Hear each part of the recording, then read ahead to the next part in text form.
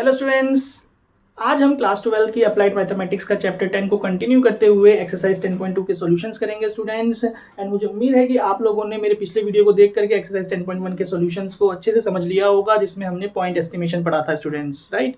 तो अब हम पढ़ने वाले हैं 10.2 में जो टॉपिक वो है इंटरवल एस्टिमेशन। तो estimation word, estimation, point estimation पिछले में, अब इसमें इंटरवल एस्टिमेशन। तो एस्टिमेशन से क्या समझ में आता है? एस्टिमेशन मतलब प्रिडिक्शन, है ना, एक अंदाजा ही लगाना। तो मैंने जैसे बताया था इन्फ्रेंशियल स्टैट्स में हम प्रिडिक्शन करते हैं एक पॉपुलेशन का, एक पॉपुलेशन डाटा का जो बहुत ह्यूज डाटा है, तो उसका हम डायरेक्टली मीन ना निकाल करके या डायरेक्टली उसका पैरामीटर फाइंड ना करके हम उसके एक सैंपल का पैरामीटर फाइंड आउट कर लेते हैं और उसी के हेल्प से हम पॉपुलेशन का पैरामीटर भी बताते हैं, राइट। तो चलिए इंटरवल एस्टिमेशन की बात करेंगे। यहाँ पे जो इंटरवल वर्ड है इससे भी आप लोग फेमिलियर होंगे। भाई इंटरवल क्या होता है आप लोगों ने अच्छे से पढ़ा था एप्लीकेशन ऑफ डेरिवेटिव्स में, जहाँ पे हम इंटरवल फाइंड आउट करते थे, याद होगा, है ना। इंटरवल में दो पार्ट होते हैं, एक होता है लोअर लिमिट, एक होता है अपर लिमिट। अगर हम एक इंटरवल को ऐसे डिनोट करें तो ये जो ए है ये क्या है? This is your lower limit, इसे हम बोलेंगे लोअर लिमिट, और ये जो है this is your upper limit, right. तो ये हमें यहाँ पे फाइंड आउट करना होगा इंटरवल किस चीज के लिए?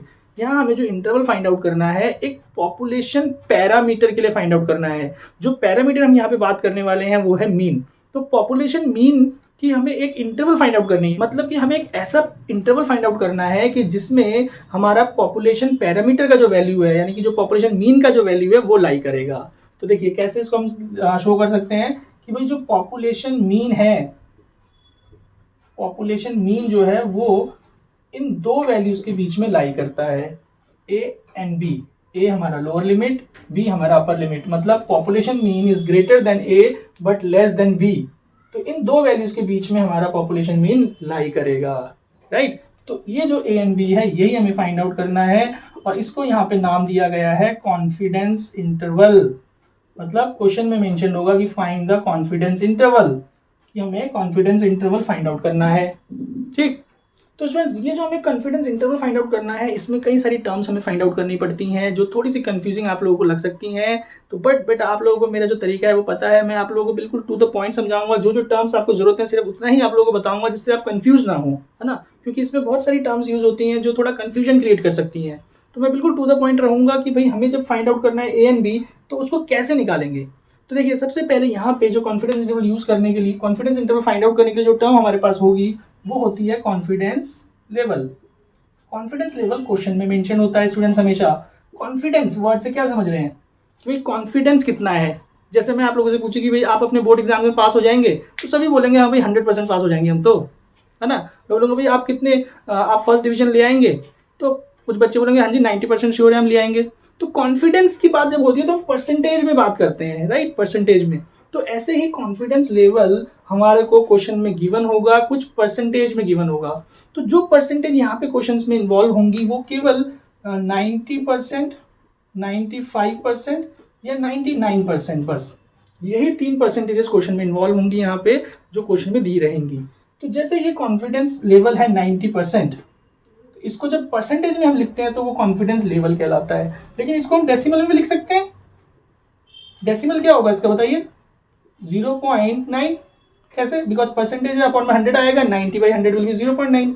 तो ये जो डेसिमल में हमने लिखा इसको डेसिमल में लिखेंगे तो 0.95 हो जाएगा, इसको डेसिमल में लिखेंगे तो 0.99।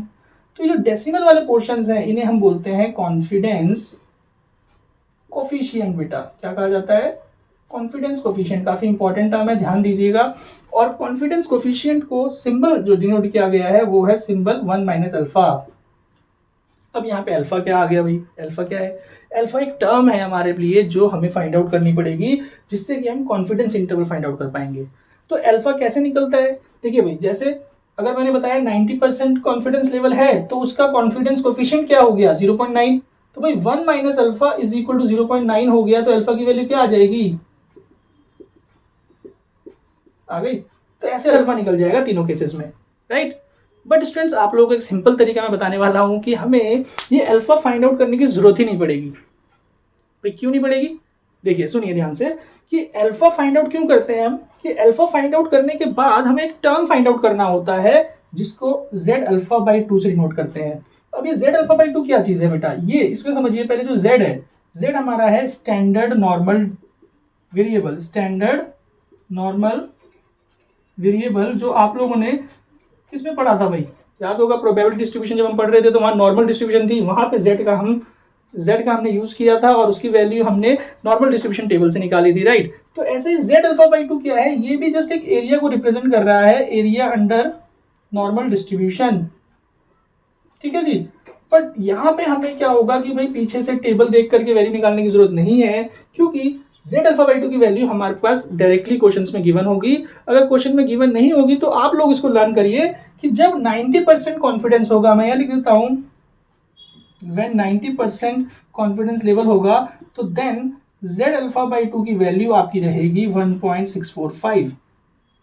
when 95% कॉन्फिडेंस लेवल होगा तो z अल्फा बाई 2 की वैल्यू रहेगी 1.960, जीरो लिखने की जरूरत नहीं है। when 99% लेवल होगा तो z अल्फा बाई 2 की वैल्यू रहेगी हमारी 2.576, ठीक है फ्रेंड्स। यानी कि हमें अल्फा निकालने की जरूरत नहीं है, आपको कॉन्फिडेंस लेवल क्वेश्चन में मिल गया, उसकी हेल्प से आपका z alpha by 2 find out हो गया। तो ये z अल्फा बाई 2 जब फाइंड आउट हो गया, काफी इंपॉर्टेंट टर्म है, z अल्फा बाई 2 जब फाइंड आउट हो गया तो इसके बाद हमें सेकंड स्टेप लगाना है जिसमें हमें margin of error find out करना है स्टूडेंट्स। अब ये मार्जिन ऑफ एरर क्या है, नई टर्म है आप लोगों के लिए, टी से डिनोट होता है और इसका फॉर्मूला मैं यहाँ लिख देता हूँ, that is z alpha by 2 multiplied sigma upon root n। तो यहाँ पे देखिए जो z अल्फा बाई 2 है वो तो हमारे पास आ जाएगा, वेयर जो ये सिग्मा है ये क्या चीज है, sigma is the population standard deviation, population standard deviation जो क्वेश्चन में मेंशन रहेगा। n क्या चीज है, ये हमारा है ये है हमारा सैंपल साइज, कि भाई कितना डाटा हमारे पास दिया गया है, सैंपल डाटा या सैंपल साइज हम लिख लेंगे, दैट इज बेटर। तो देखिए समझिए कि आप क्या करेंगे, एल सिग्मा की वैल्यू और एन की वैल्यू पुट करके यहाँ सॉल्व कर लेंगे तो आपके पास एक ई की वैल्यू आ जाएगी, मोस्टली ये डेसिमल्स में आ जाएगा, जहां पे आपको राउंड ऑफ करके 1 डेसिमल पॉइंट या 2 डेसिमल पॉइंट तक ही लेना है बस इसमें। तो जब ई की वैल्यू आ जाएगी तो हमें थर्ड स्टेप करना है, लास्ट स्टेप करना है। थर्ड स्टेप में हम यूज फॉर्मूला, कौन सा फॉर्मूला, कि भाई हमें इंटरवल फाइंड आउट करना था, मेन क्वेश्चन तो इंटरवल था ना हमारा। तो जो लोअर लिमिट है ए निकालने का फॉर्मूला है मीन माइनस ई। मीन कौन सा है ये बेटा, ये सैंपल मीन है, ध्यान रखिएगा। बी क्या है हमारा, बी है यहाँ पे x bar is sample mean.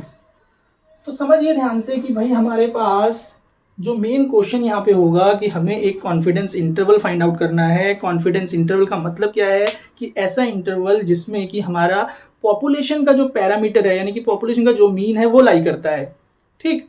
तो वहां पे दो ए और बी दो वैल्यूज होंगी, लोअर लिमिट अपर लिमिट। तो lower limit upper limit find out करने के लिए ये प्रोसीजर है स्टूडेंट्स की हमें कॉन्फिडेंस लेवल एक गिवन होता है, कॉन्फिडेंस की लेवल की हेल्प से, कॉन्फिडेंस कोफिशिएंट से हम अल्फा फाइंड आउट करते हैं। बट जैसे मैंने बताया कि आपको अल्फा फाइंड आउट करने की जरूरत नहीं पड़ेगी, आप डायरेक्टली ये वैल्यूज याद रखिए। 90% है तो आप z अल्फा बाई 2 ये यूज करिए, 95% है तो z अल्फा बाई 2 ये, और 99% है तो z अल्फा बाई 2 ये। जब z अल्फा बाई 2 आ जाएगा तो उसके बाद हम मार्जिन ऑफ एरर निकालेंगे e, ये फॉर्मूला आप लगा दीजिए तो e की वैल्यू आ जाएगी। और e निकलने के बाद लास्ट स्टेप में आप जो सैंपल मीन क्वेश्चन में गिवन है वो हमारे पास आ जाएगा।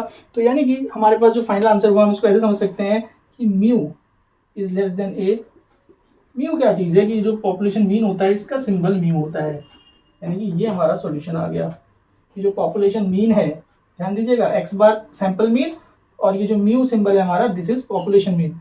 पॉपुलेशन मीन ए और बी के बीच में लाई कर रहा है।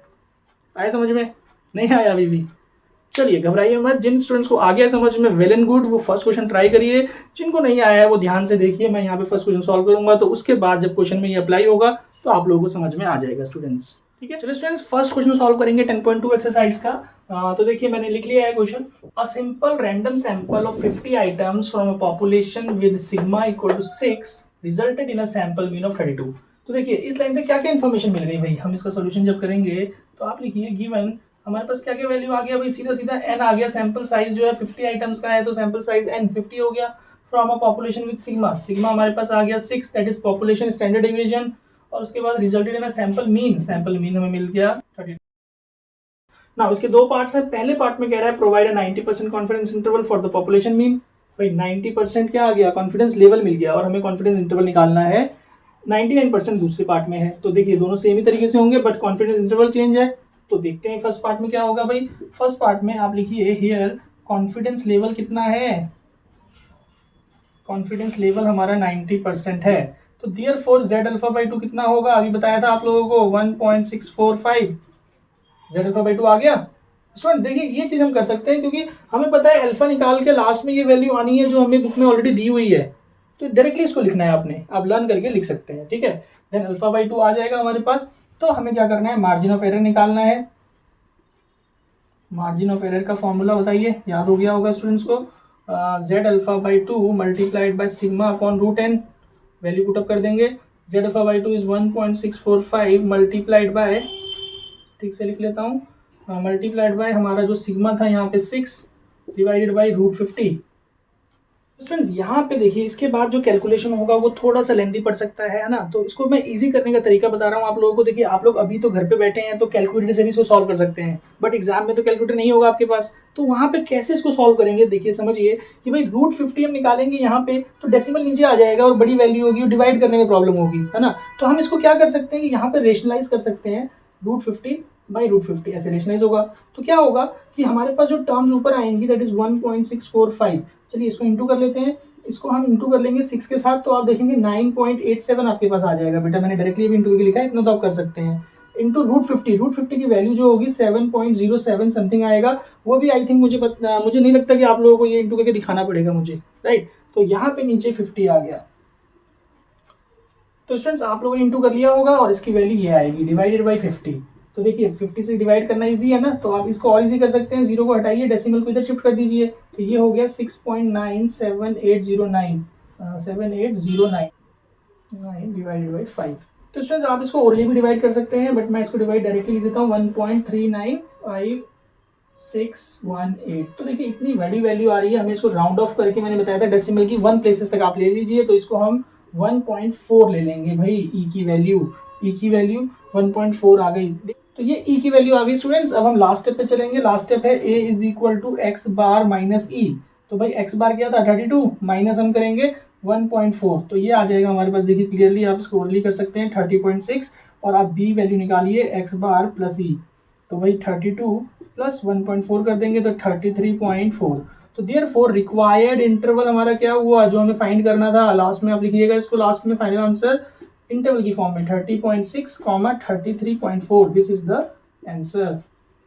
आई होप आप लोगों को क्लियर होगा स्टूडेंट्स। फर्स्ट क्वेश्चन मैंने सॉल्व करवा दिया है, इसी तरीके से आप लोग आगे के क्वेश्चन को सॉल्व करिएगा। मैं जल्दी ही अगली वीडियो लाऊंगा जहां पे आप लोगों को इसके सॉल्यूशंस पूरे मिल जाएंगे इस एक्सरसाइज के स्टूडेंट्स।